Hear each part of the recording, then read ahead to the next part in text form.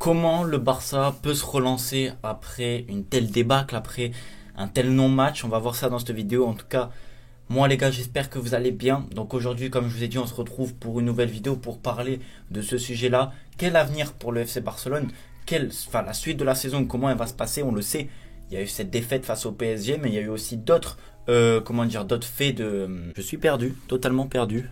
D'autres non-matchs dans cette saison, notamment la défaite en finale de Supercoupe face à Bilbao. Il y a eu beaucoup de choses cette saison et il va falloir en parler. Donc c'est pour ça que quel avenir sur ces derniers mois qui va rester, la suite de la Liga, la suite de la Coupe d'Espagne, la suite aussi de la Ligue des Champions, on va en parler. J'ai mis du temps à faire cette vidéo, j'ai réfléchi parce que là, il est jeudi, il est 13 h exactement. J'ai réfléchi, j'ai eu le temps de digérer la défaite face au PSG et regarder un petit peu le match de plus près. J'ai pas regardé la première période, par contre j'ai regardé toute la la deuxième mi-temps du match face au PSG et il y a quand même 2-3 choses à retenir de positif. Qu'est-ce qu'il y a à retenir de positif? Alors, je dis pas que le FC Barcelone a fait un super match, pas non plus que le Barça n'a pas fait un mauvais match, mais il y a quand même des situations, des transitions, des moments dans le match où on a été mieux, notamment en seconde période. Par contre, il y a des occasions, et c'est le problème récurrent si on rentre directement dans le sujet, c'est les actions qu'on doit confirmer. Et ça, c'est depuis maintenant plusieurs matchs.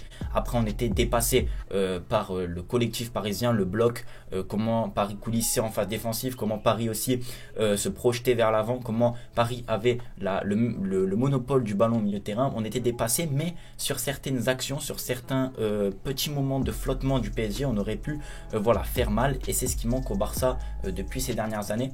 Donc quel avenir maintenant pour le FC Barcelone? Si on rejoint un petit peu le sujet de la vidéo, le Barça doit continuer à y croire. C'est, je pense, la chose la plus importante. Pas à y croire en Ligue des Champions, parce que croire en la qualification face au PSG, ce serait se mentir à soi-même et être beaucoup trop pro-Barça pour y croire à 100%. Moi, j'ai le sentiment que le Barça peut marquer des buts. Après, est-ce que le sentiment de se qualifier, je sais pas, j'y crois, oui. Après, je sais que ça va être très compliqué, c'est ça le problème, c'est que j'y crois parce que c'est mon club de cœur, c'est un peu inconsciemment j'y crois, mais je sais que ça va être très compliqué, que ça va être pratiquement impossible. Mais le Barça doit croire en quoi? En la Liga. Hier, l'Atlético a perdu des points. Je suis quand même en train de vous préciser que l'Atlético, sur les 3 derniers matchs, ils ont pris 5 points sur 9 possibles. Ils ont perdu 4 points importants parce que on sait que le Barça, quand il lançait même le Real Madrid ou même Séville, là j'ai les stats sous les yeux, le Barça c'est sur les 5 derniers matchs de Liga 5 victoires, Séville c'est la même chose. Et le Real Madrid, c'est sur les 5 derniers matchs, 4 victoires et un match nul. Tandis que l'Atlético, c'est sur les 5 derniers matchs, 3 victoires et seulement 2 nuls. C'est pour vous dire que l'Atlético commence à perdre des points. L'Atlético joue la semaine prochaine, donc mardi ou mercredi, je sais plus, en Ligue des Champions, dans un match très compliqué face au Chelsea de Thomas Tuchel qui va beaucoup mieux. Donc l'Atlético, ça va leur rajouter une pression supplémentaire, de l'énergie supplémentaire à dépenser.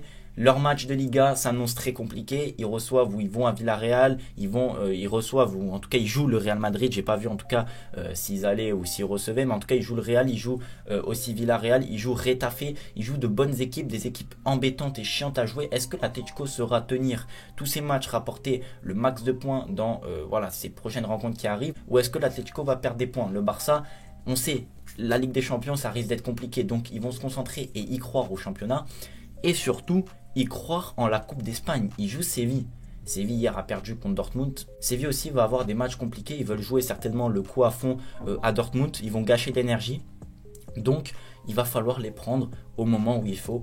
Continuer à croire en la qualification pour les demi-finales de la Coupe d'Espagne, continuer à croire en la Coupe d'Espagne, continuer à croire en la Ligue des Champions, avoir en tout cas et aller au PSG en faisant un bon match, en ne pas passant pour des sgegs. Très clairement, il faut y aller avec les couilles, faire un match cohérent et revenir au Barça avec l'envie, avec beaucoup de choses. Et cette fois-ci, je m'oriente vers un autre point, c'est la cohésion de groupe. On l'a vu dans ce début de saison, le Barça a eu une cohésion, ou en tout cas s'est créé une atmosphère intéressante qu'ils n'ont pas su mettre en valeur face au PSG. Donc si ils conservent tout ça à l'entraînement, dans le vestiaire et autres, il y a moyen de croire encore en la Liga, de croire en la Coupe d'Espagne et de croire en beaucoup de choses, de croire en leur groupe, faire progresser les joueurs. Je dis pas que ça va être facile, je suis quelqu'un peut-être qui pas aveuglé, mais qui suis très supporter du Barça, donc je ne vois pas certainement parfois le négatif.